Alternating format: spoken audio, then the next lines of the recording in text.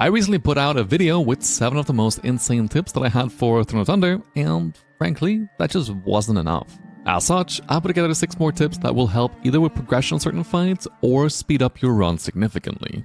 For the tanks out there, I hinted in the last video that I would release a full post dedicated to vengeance cheesing in Throne of Thunder, and that is now live on my Discord, so make sure to click the link in the description to check that out. And with that, here are 6 more tips in Throne of Thunder. Shen is the hardest fight in the tier, and there are a few things to master before getting him down. Luckily, one of those mechanics can all but be ignored if you have 2 warriors in your group. Diffusion Chain is a chain lightning-esque ability that Shen will cast when it's connected to the appropriate conduit, during intermissions, or if the conduit is overpowered in phase 2 or 3. The damage component of the spell is not super impactful, but for every person hit, it will spawn an ad that does a lot of damage to the raid. The conventional way to deal with this mechanic is to look at the timers and to spread before it goes out. But a warrior can use Mass Spell Reflect to completely negate this mechanic. You will need 2 warriors to cover every single one, but even if you have only 1 warrior, if you're in a 10-man environment, incorporating Mass Spell Reflect, especially during moments of movement, will help a lot. One thing to note is that Diffusion Chain will always target a ranged player, meaning the warrior has to be within 20 yards of the caster group when it goes out. Further, it can also be negated with Shaman's Grounding Totem, but since that is only group-wide, it requires a lot more Shamans to be consistent. A little bonus tip is to put all the melees in a group on one platform. Since they can't be targeted, they will never have to spread during the intermission, and after years and years of having a melee brain, not having the melees deal with the mechanic is always a net benefit to the raid. There's one trash section that is notorious for causing deaths in Throne of Thunder, but luckily, it can be skipped super quickly. I am of course talking about the dreaded Bridge of Death before Horadon. In Dreadways and in Valley of the Four Winds, there are 2 special items called Tuft of Yak Fur and Oddly Shaped Horn. These are drops with a 100% drop rate from a special non-rare mob that gives you an insane speed increase for 20 seconds.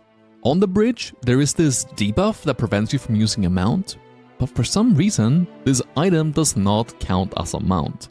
What a raid can do is to either have the full raid or a few raiders use the item, charge towards Horadon's room, die, and use a Soul Sword combat dress before resting the rest of the group.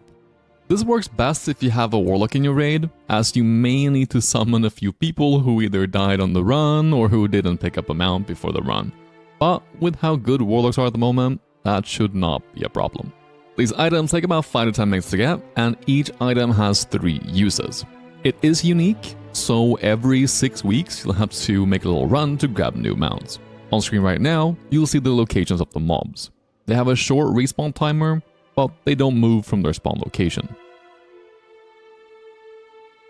On the subject of trash skips, let's just go through a few that will save a lot of time in the long run. On Jikun, you can have 1 or few people stealth or run with rocket boots to skip past the trash. The rest of the raid should stand on the stairs hugging the wall. Once the runners get to the platform, pull Jikun.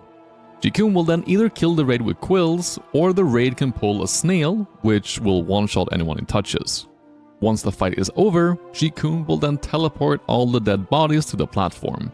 Make sure that 1 person has a soulstone, then rest and kill the boss. Before Magera, the raid will need to click 3 gongs around the room.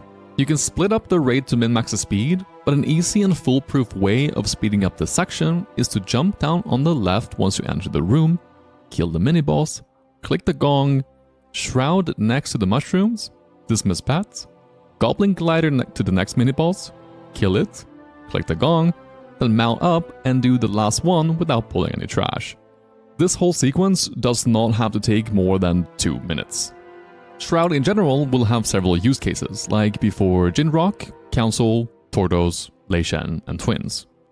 Speaking of twins, if you are shrouding past the 4 mobs, you can simply walk through the middle structure of the room rather than walking around on the side. It's not actually a physical structure. I was a bit hesitant to include this tip as it is bordering on exploiting.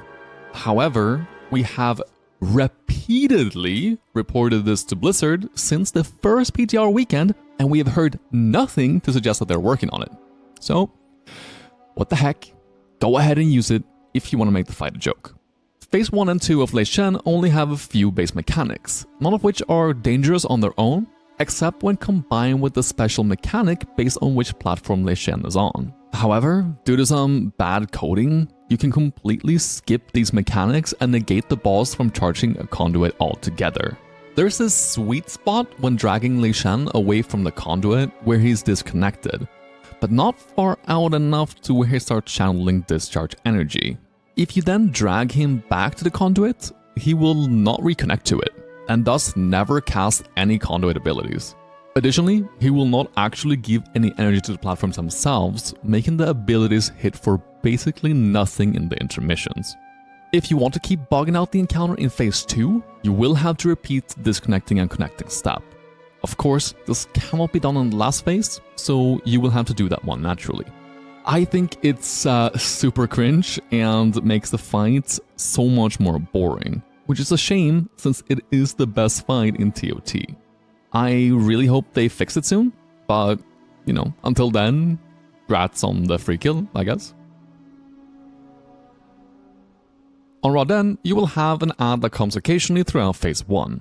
This ad deals more damage than you may think, and can often cause random deaths when its Chain Lightning effect is combined with other abilities. However, this damage will not go out if the target is stunned or silenced.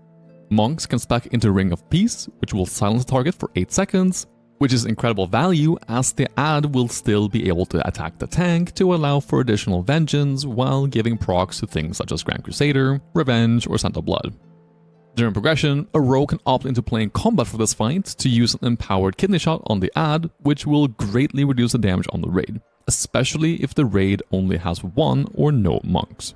This ad will also deal damage to the raid on death in a 5-yard radius. A lot of groups back in the days would use a second tank to run out with the ad before it dies, but having an elemental shaman or balance druid simply knock it away before it dies is a much simpler solution.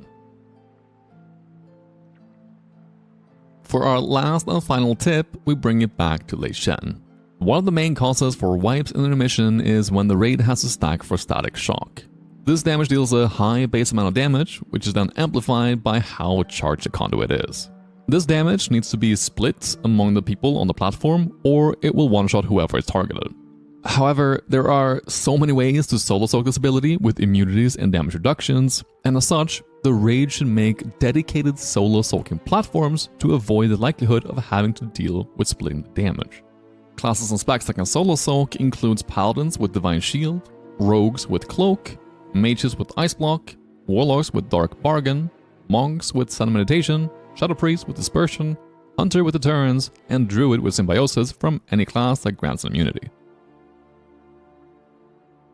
As a last little bonus tip, look into whether your class benefits from AFKing on pull or not.